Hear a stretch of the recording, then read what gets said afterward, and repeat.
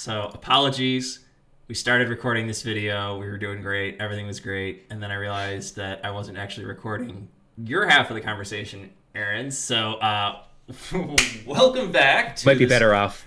wonderful technological world that we live in, as we're all Right. trying to figure out how to talk and walk at the same time, or at least talk and show video at the same time. Um, so,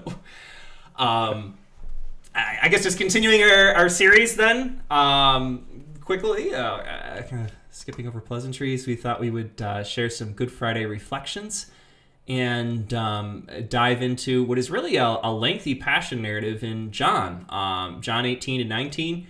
As I scroll down here on my side of things, there is a lot here to talk about. But you had something in here, especially that grabbed your attention from this narrative that you wanted to share with the class, I guess. That's right. Yeah. Hey, all of you viewers at home. Thanks for joining us.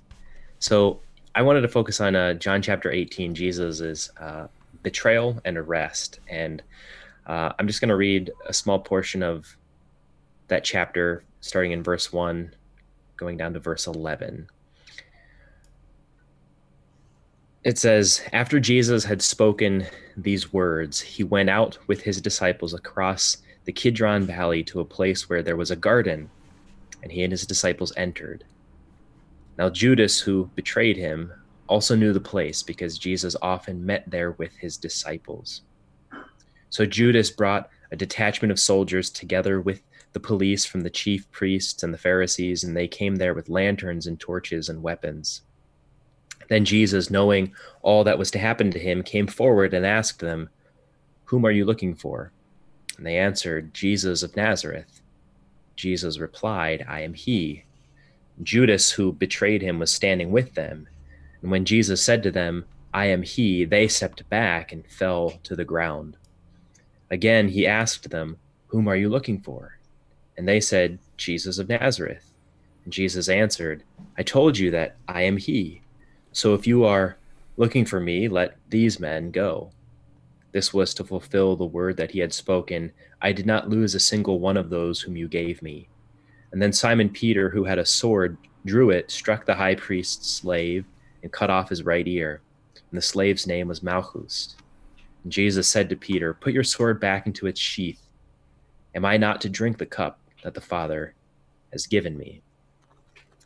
This part of the Passion story in particular, I think just resonates me every year that these readings come up in the lectionary. And I think there are a couple things I could say, I want to say, but the first thing that I think is important in this passage is something that John, the gospel writer, is doing in particular. And this is something that he does kind of all throughout the gospel.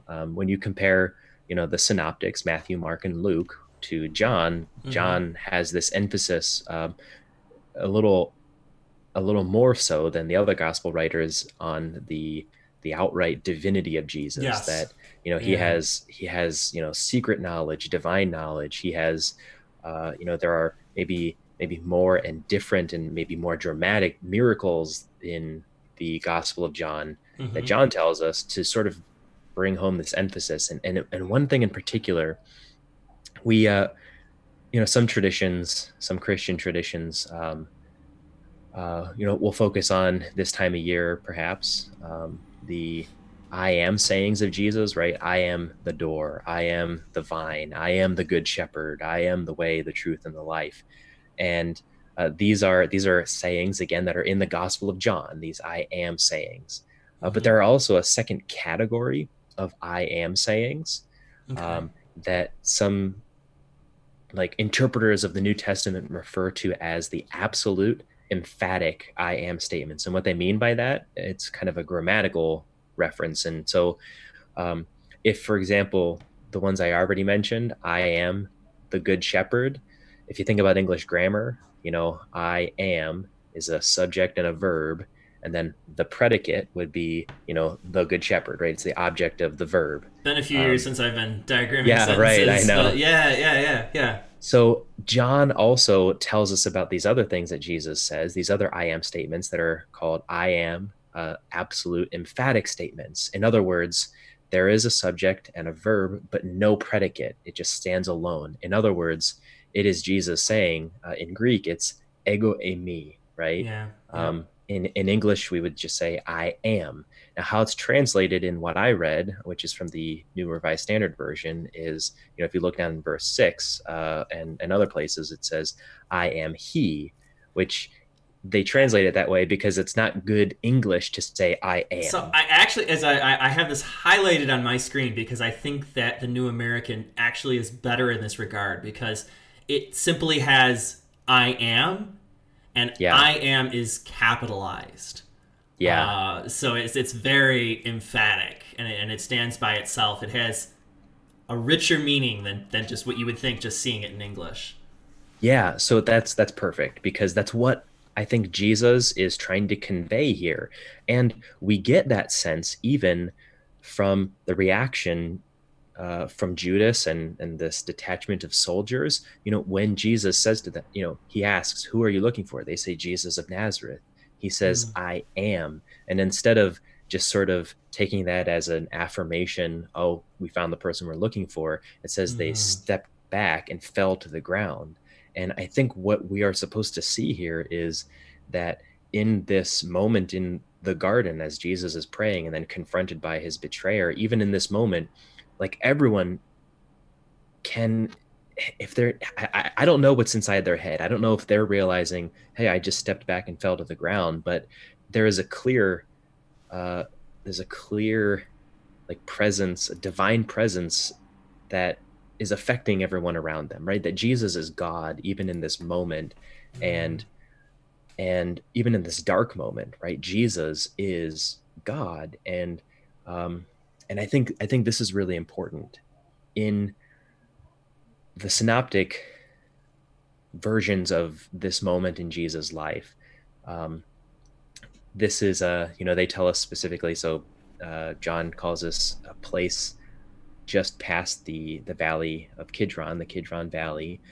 In the synoptics, we hear this referred to as Gethsemane, and uh, I think that's important for two reasons. I mean, one is uh, is the location where Jesus is geographically. So if you think about Jerusalem, to the east of the city is this thing called the Kidron Valley, Mm-hmm. and kind of the city mount itself, Mm-hmm. makes one side of the valley, and then the Mount of Olives makes the other side of the valley, Yeah. and Yep. it's on the Mount of Olives where the Garden of Gethsemane is, and so Jesus and his disciples are praying in this place Mm-hmm. on the opposite side of the city of Jerusalem. And this is important because uh, Jesus knew exactly what was coming. I mean, that's why he was there praying in agony, right? That's why he's asking his Mm-hmm. disciples, like, pray with me, like, please pray with me. And he knows what's coming. He knows that this detachment of soldiers is on its way. And there had been, you know, people prior to Jesus that took advantage of a unique opportunity of the sort of geography of the area. Think about David, who was Mm-hmm. fleeing Saul from the Old Testament, right? Where does he flee? He flees over the Mount of Olives, out beyond it, because what is beyond it? It's the desert, right? And in the Mm-hmm. desert are perfect places to hide. I mean, think about the stories of David and Jonathan. Back to hiding in David the desert. hiding in Yeah. caves, right? And Yep. escaping from Saul, who was seeking to kill him. Or think about this isn't a biblical story, but um, shortly before the time of Jesus, the Essenes, they were Jerusalemite priests who fled eventually Mm-hmm. to they lived in the settlement that we call Qumran today, where the Dead Sea Scrolls were found. Mm-hmm. They followed someone called the righteous teacher, who was a priest, maybe the former high priest in the city, and they fled because people were trying to kill them. And it's an easy way to get out of the city of Jerusalem when danger is facing you. Once you get over the Mount of Olives, it is just an open territory to find lots of good hiding places. And so here Jesus is on top of the Mount of Olives, and he knows what's coming. He knows that this band of soldiers is coming, and he has an opportunity in that moment to flee and to hide, and he has a good chance of hiding and no one finding him because people have done it before. There are lots of good hiding places, and yet he stays there and he waits for these people who are going to bring him to this gruesome end that he knows is coming. And yet he stays there, and he decides that this thing that is facing him is a burden that he wants to bear up under. And so I think that's important. Here is Jesus, who is God, waiting in this place that he could easily find a hiding spot away from, and yet he stays there. And it's in that place too that he asks his disciples, like, stay with me here, like, be with me here. And I think this moment in history right now, with coronavirus, right, and we're social distancing, this story comes to my mind in particular because it's like Jesus is in the garden here. He knows what he is going to do, right? He knows that he is facing the weight of sin, and that he is going to bear it, and that he is going to destroy it. And he asks his disciples to, like, wait with him there in that crucial moment, in that moment of darkness before the victory, to wait with him there, knowing that he's God, knowing that whatever is coming is under his control. And I think it's interesting that on the one hand, we have, the contrast of Jesus just saying, like, just pray. Like, can't you just pray with me? Just pray with me. Like, that's all I'm asking you to do. Like, you don't have to do anything else. Just pray with me. And yet here comes Peter drawing a sword and, trying to solve the situation on his own, right? Through violence, through using his own force. And in my mind, I'm just thinking about the weight of the stress of this situation. I mean, in my congregation right now, there have been some heavy things happening. I mean, just, complicated by all of the coronavirus. Mine too. Social distancing, hospitalizations, deaths, and it's a hard time. Like, this is an incredibly hard time, and we can't do much about it. And I think it's in that moment where maybe one response is like the response of Peter, right? To sort of get sucked up into the moment, to want to respond with, like, violence or force or something, to get angry, to let the weight of it all cause us to, act in sort of irrational ways. I don't know. Like, I'm getting, this was in the first cut of recording this that I said, like, I'm getting, here, I've got kidney stones right now, and I'm pretty sure that is in part related to, like, the amount of stress that this is causing me. And I think on one end, it's like allowing the stress, allowing the weight of it all to sort of get the best of us is what Peter is showing us in this story. But Jesus is asking us, like, Peter, put away the sword.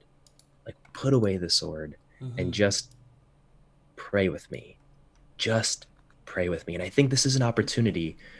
This situation we find ourselves in is an opportunity to just, like, be with Jesus and to pray with him, knowing that, like, he has overcome the world. He has overcome sin. And, this situation that we're in, the effects of the virus, I mean, one day this, that will be no more, right? And Jesus will be, king of creation, and will put every, evil under his foot. And like, we know that that's coming. And all Jesus is asking us to do in this moment in the garden is to just pray with him. And I think that's why I like this story in particular right now, because that's something that I need to hear. I need to be Mm-hmm. reminded that, yeah, like this is stressful. Like Jesus was sweating drops of blood. It was so stressful for, for him. Mm-hmm. Um, but all he asks us to do is to just be with him, even for an hour. Be with him and pray. I need that right now. Mm-hmm. I'm reminded as you're talking here of Jesus. He's more and more removed from people physically as the story goes on. You have Peter sort of watching from a distance. You have his mother, and they have brief moments of encounter. We talk about Jesus meets his mother, in the Stations of the Cross traditionally, and of course physically at the cross. When he gives her to John and John to her. But I think there's a longing in a lot of people's hearts to be with Jesus in that physical way at a church. So there's also something in these passages that says, like, to me at least, there's this longing to be with him, and Mm. yet you can't. You love him. You see him suffering. You're suffering yourself. You want to be there, but you just can't. Peter is out, whether he admits it or not. He is Jesus's disciple, but he can't get any closer than the temple courtyard. If he was able to be honest here and still somehow stay out of trouble, that's as close as he gets. A distant glance at Jesus from across the courtyard, and I feel like that's kind of what we're getting on Good Friday is just Mm. a glance. Wow. A distance, a separation, and a longing to be with him. But we're not easily going to get that for a little while. Yeah. Um, Maybe if we could go back for a moment about Ego Yeah. Amy, I think, which is so rich. There's so much going on there. Maybe just to refresh folks' memory on the some of the Old Testament connection there, because that's a very loaded phrase in a Jewish context in particular, in an Old Testament context. Just that emphatic, like, I am, which is capitalized in my edition. Yeah. You want me to talk about that? Yeah, if you would. Yeah, Yeah, sure. yeah. So, yeah, this is where, Moses is, uh, he's fled Egypt, and God calls Moses to leadership, right? And says, like, go, Mm. like, I've heard the cry of my people, and I'm come to save them, to rescue them from slavery in Egypt. And now I need you to go and tell Pharaoh to let my people go. And Moses tries, every trick under the sun to sort of get Yes, he out of it. does. As so And many prophets do. I mean, not that you and I would know anything about that, but so then Moses, when he kind of is sort of agreeing, he says, okay, like, but I've got to let them know the name of the God who is telling me that like this God has come to save them and set them free. How else will they know that I'm actually, a legitimate prophet, so to speak? Mhm. And God says to Moses, you tell them that this is my name. I am who I am. Or, often we kind of just refer to the name that God uses in that instance as I am, right? That this is the name for God in a lot Mhm. of uh, traditions. The name for God that's used there is often referred to as Yahweh, right? That this is the name of the God of Israel, and it means I am. So Mhm. when Jesus then says, when they are asking, where is this Jesus of Nazareth, or who is this Jesus of Nazareth, he just says, I am, invoking the name of God that Yeah. was given at Mount Sinai. So he's answering the literal question in an obvious kind of way, but it's also this really powerful claim to divinity, which provokes Yeah. this huge reaction from them. They turned away and fell to the ground. It's like almost like a transfiguration moment in a sense, Yeah. where they're faced with the divinity of God, and yet still choose to go ahead and you know betray him, and Yeah. as was foreseen.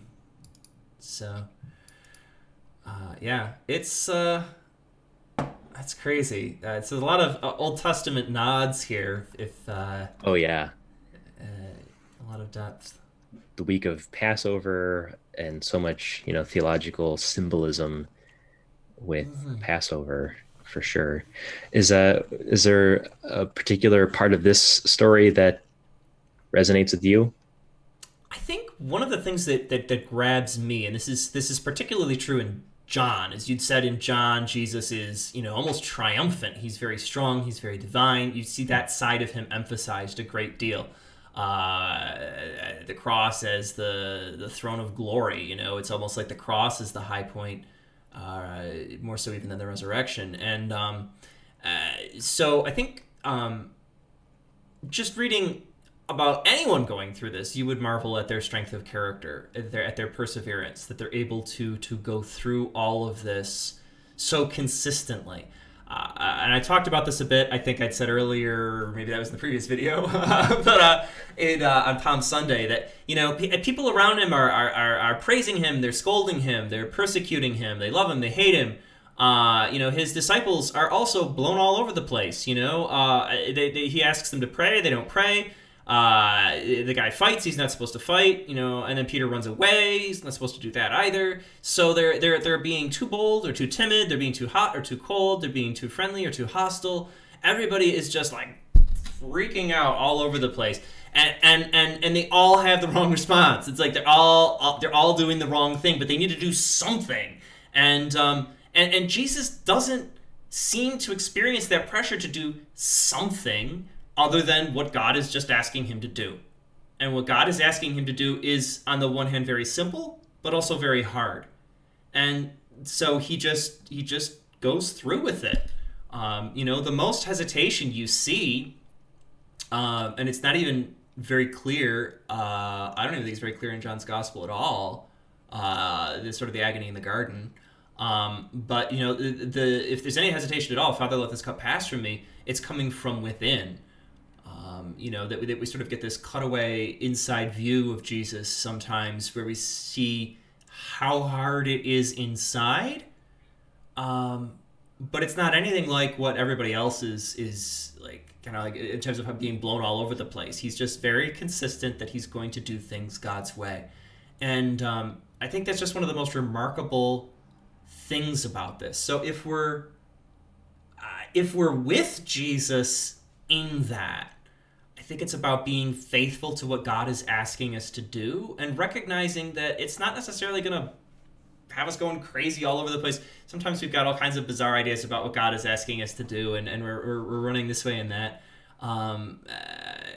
Francis of Assisi, one of my heroes, has consistently gets wrong what God's asking him to do, and it all works out in the end anyway.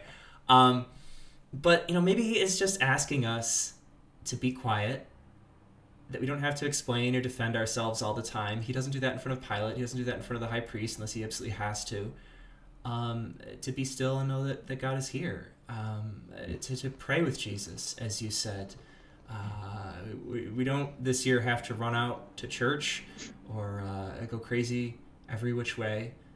This should simply be a time of peaceful reflection, not bold action, and just to be with Christ as he struggles in some ways in solitude, I think, because other than his mother, maybe, or John himself, perhaps on some level, people are not really able to identify with what he's going through as it's happening. All of their responses are just so different. Nobody's consistently with him trying to do the Father's will in an obvious way in the story. We can sort of speculate, of course, that Mary's here on the side, but that's not very apparent in just this snippet that we're reading here. So that sort of grabbed my attention. Yeah, I like that. I don't know, is there something about when we try to take like matters into our own hands, like is there something about that we just like often make the wrong decisions, that if maybe our first reaction was to pause and to wait and listen for God's voice through the through the chaos, through the noise, then we might be, better off in the end, right? I mean, um, not that necessarily, pausing will suddenly, reveal like supernatural direction or something that God gives us the answers to all of our questions, but like the pausing and hearing the voice at least does, for me anyway, it does an act of calming, right? Of just like knowing, okay, you are here. Okay, like I'm not alone in this. Like what's going on. Okay, that reminds me I can trust you through this process. I can trust you through this journey, because otherwise, if I feel like I'm alone and in a corner, um, much like a frightened animal or something, that's when I behave sort of badly and like I shouldn't. And that's one of the things that he is very deliberate about doing in this passage is going out to pray. It's not like, I don't know. Sometimes you're driving down the road and you're not looking at the speedometer and you see lights in your mirror and you start praying. It's not that kind of thing. It's like, oh no, the police are coming. Better start praying. He's in this moment and he knows what's coming, but he very deliberately chooses to make time to pray, to go out to pray. That's where he wants all of this to happen, is in the context of prayer. So sometimes we go to prayer as a sort of a panicked response to a crisis. It's a reaction. And this is not a reaction on Jesus's part. Like, prayer is always a very deliberate part of his life. It's a very deliberate part of his day. And so he knows that the most important thing here, even more important than running to see family, he wants to be praying in this moment when he faces his biggest challenge in ministry and in his life, and he faces all this suffering. So he's very proactive here about prayer instead of reactive. That's a good distinction. Mm-hmm. Yeah, absolutely. And that's a good and hopeful encouragement for me right now, and hopefully for other people who are tuning into this, which Yeah. I know some people watch these videos. I hope more people are watching them too, and that they're finding them helpful. Yeah, and you never know, in the distant future, before the sun burns out, how long these videos stay up there, and if you're watching in the future, hope that you are doing well, and hope you're able to laugh about all this Corona stuff in the future, as we're all finding new ways to relate and connect in the present moment. But I hope that this message also reaches you and encourages you in your following of Jesus Christ and his ministry, and solidarity with us in our sufferings, whatever they may be. So probably a good time to wrap up then, Aaron, okay? That's great. That's thank great. Thank you so much for doing another video here, and I should have this up tomorrow morning. So that's great. All right. Thanks, everyone, and we'll see you next week. Thanks, everyone, and God bless.